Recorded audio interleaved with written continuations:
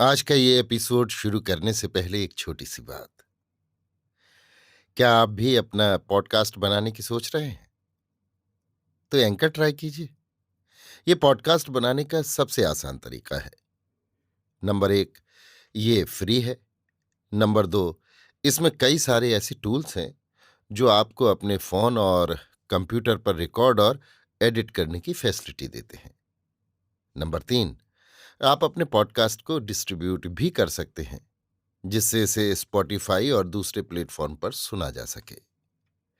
तो डाउनलोड कीजिए free anchor app या विजिट कीजिए anchor.fm पर अपना पॉडकास्ट स्टार्ट करने के लिए। ये तो थी एक छोटी सी जानकारी, और अब शुरू करते हैं एपिसोड का सिलसिला। तो आज के एपिसोड में लीजिए सुनिए सूर्यकांत त्रिपाठी निराला के लिखे उपन्यास प्रभावती का भाग 24, मेरी यानी समीर गोस्वामी की आवाज में। प्रातःकाल आंख खुली तो प्रभा ने पास एक अपरिचित मनुष्य को बैठा देखा। अब मन में किसी प्रकार का आवेग न रह गया था। एक निश्चय की प्रतिमा बन गई थी। जिस यमुना ने उसकी सेवा की, उसकी बहन को प्रसन्न करके स्वेच्छा से अपना स्थान उसे देकर वो उस सेवा का सहृदय बदला चुकाएगी। अब राजकुमार के भविष्य की भी उसे चिंता नहीं रह गई। कारण, इससे अधिक राजकुमार के भविष्य के लिए वो कुछ कर न सकती थी। अब केवल एक कर्तव्य उसकी दृष्टि में रह गया है। वो ये है कि वो राजकुमार की दृष्टि से दूर पृथ्वी में कहीं अदृश्य हो जाए, जिससे उनके गले में रत्नावली के हार पड़ने में कोई संशय न रहे। वो उसे प्यार करते हैं, इतनी स्मृति उसके लिए बहुत है। पत्नी को इससे अधिक और चाहिए भी क्या। दीदी अवश्य किसी कर्तव्य से विवश होकर गई हैं। अब उनसे भी मिलने की ऐसी क्या आवश्यकता है। उठकर बैठते ही उस अपरिचित मनुष्य को देखते देखते उसके मस्तिष्क में ये भाव चक्कर लगा गए। मंद गति से सरायन के तट पर चलकर हाथ मुंह धोया। सोचा, स्वतंत्र जीवन का ये पहला कार्य हुआ। क्या शांति मुख पर विराज रही है। अपरिचित मनुष्य एकटक देखता रहा। प्रभा उसी जगह आकर बैठ गई। जीन पर दृष्टि गई। चिट्ठी निकालकर पढ़ने लगी। कुछ शंका हुई, पर स्थिर होकर वो चिट्ठी उसी तरह रख दी। फिर उस अज्ञात मनुष्य की ओर रुख किया। तुम कौन हो? कल वाला सिपाही, जिसके पहरे पर आप चारदीवारी के भीतर गई थी। तुम्हारा नाम? महादेव सिंह। फिर क्या हुआ? फिर कोई आया था, कुमारी जी उनके साथ चली गईं। आपको आने में देर हो गई। मेरी बदली का समय आ गया था, रस्सी यों भी निकाल देनी पड़ती। हाँ, तुम्हारी बदली की मुझे याद न थी। तुम उन्हें कुमारी जी कैसे कहते हो? वे हमारे ही यहाँ की कुमारी हैं। मैंने उन्हें बचपन से देखा है। उन्होंने तुमसे क्या कहा? आपकी रक्षा के लिए कहा। स्थान बतलाया कि उस जगह घोड़ा बंधा है। मैं पहरे से छूटकर हर फाटक पर खड़ा होता था कि अगर कोई अड़चन आपको पड़े। जब आप फाटक पार कर रही थीं, मैं जल्द बढ़कर दूसरे फाटक पर आ जाता था। आप जब घाट वाला फाटक पार कर गई, तब मैं एक बार डेरे गया, फिर यहां लौटा। घड़ी भर की देर हुई होगी, देखा आप सो गई हैं। प्रभा मुस्कुराई, कहा, तुमने मेरी पूरी रक्षा की महादेव। तुम मेरे लिए साक्षात महादेव हुए। महादेव नम्र हो गया। तुम मुझे पहचानते हो? मधुर कंठ से प्रभा ने पूछा। पहचानता हूं, कुमारी जी ने चलते समय बतला दिया था। प्रभा गंभीर हो गई। ईश्वर की कृपा सोचकर मन में कृतज्ञ हुई कि इस नाम के साथ प्रिय पति का नाम संबद्ध है, पुनः स्मरण में आने के लिए भरकर बोली, महादेव, यहां तुम्हें कोई कष्ट तो नहीं?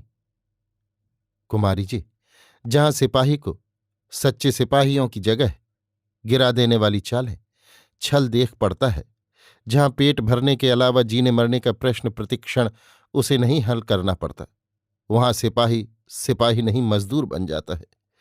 ये उसके लिए सिर ऊंचा रखने की बात नहीं। झुके सिर के लोग सुखी नहीं, इसकी साक्षी वे स्वयं भरते रहते हैं। पर कुमारी जी, अब आपको जल्दी ये स्थान छोड़ना चाहिए। प्रभा सोचने लगी। कुछ क्षण वातावरण स्तब्ध रहा। ज्यों ज्यों प्रभा गहन से गहनतर क्षेत्र में प्रवेश करती गई, निकलकर स्थिर दृष्टि सिपाही पर रखते हुए पूछा, तुम मेरे साथ रहोगे? सिपाही खुश हो गया, बोला, आपके साथ मुझे अच्छा सुख होगा। और लोग तुम्हारा साथ देंगे? मेरे गिरोह में 20 आदमी हैं, उन पर मुझे विश्वास है, वे देंगे। अन्याय के समक्ष मैं उन्हें धर्म के रास्ते रोटियां देने के लिए कहती हूं। आप लोगों पर हमें पूरा विश्वास है। अब मैं अकेली नहीं हूं। प्रभा की आंखें सूर्य का प्रकाश भर रही थीं। सिपाही का हृदय शौर्य से तन गया। मुझे आप पर, कुमारी जी पर जैसा विश्वास है। ठीक, मैं उन्हीं के चरण चिन्हों पर चलती हूं। जाओ, साथियों को ले आओ। पर तुम लोग इसी राज्य के हो या दूसरे के? इसी के। तुम पर अत्याचार हो सकता है यदि छुट्टी के बाद न लौटे या मेरे साथ रहने का कारण खुल गया। पलक मारते सोचकर, पर चिंता नहीं, मैं शीघ्र शक्ति बराबर कर लूंगी। मैं कहाँ तुम्हारी प्रतीक्षा करूं? कुछ आगे और गोमती सरायन का संगम है। गोमती के किनारे एकांत है। कोई देखेगा भी तो यहां का आदमी सोचेगा। सिपाही चलने को हुआ। प्रभा ने पुनः सोचकर कहा, सुनो, ये जितना अर्थ विलास में खर्च होता है, इसका चौथाई भी तुम्हें नहीं मिलता, समझते हो? जी हां। ये अर्थ तुम ही देते हो? जी। बलपूर्वक तुमसे लिया जाता है? जी। बलपूर्वक ले लेने में अधर्म है यदि अक्षमों को उदारता से बांट दिया जाए? कुछ नहीं, तो यही हमारा उद्देश्य होगा। हम इसी तरह शक्ति बढ़ाएंगे। जब तक समर्थ न हो, कर वे वसूल करेंगे, फिर देखा जाएगा। व्यवस्था ईश्वर की है। मनुष्य तो अपने लाभ के नियम बनाता है। हमारा लक्ष्य ईश्वर है। कार्य दुखों का दूरीकरण उचित उपाय से। उस अर्थ ग्रहण में दोष नहीं जिससे भूखे अन्न पाएं। यही व्यवस्था स्थित होती है। क्या कहते हो? आप ठीक कहती हैं। अच्छा, बलवंत तहसील के लिए गए थे, कर लेकर लौटे नहीं? किसी कार्य से जल्द कानकुब्ज जा रहे थे। उनके वसूल किए कर का क्या हाल है? मालूम नहीं। वो उसी तरफ से सीधे संभव है कान्यकुब्ज जाए या जाता हो।